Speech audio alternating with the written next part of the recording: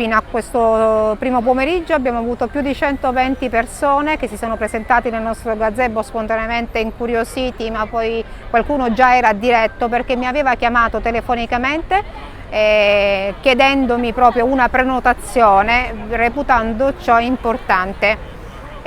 Abbiamo avuto un'affluenza di persone di tutte le età e anche, ho notato, stranieri che si sono soffermati. A ognuno di loro, dopo aver fatto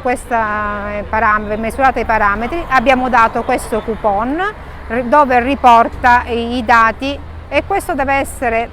stato suggerito di portarlo dal medico curante per eventualmente approfondire gli argomenti. Su questa valutazione abbiamo potuto constatare 3 casi importanti in questo momento di una signora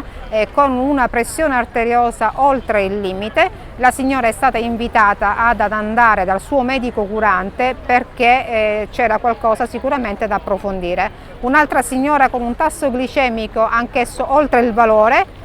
e un ragazzo di colore, non per ultimo nel primo pomeriggio dopo pranzo,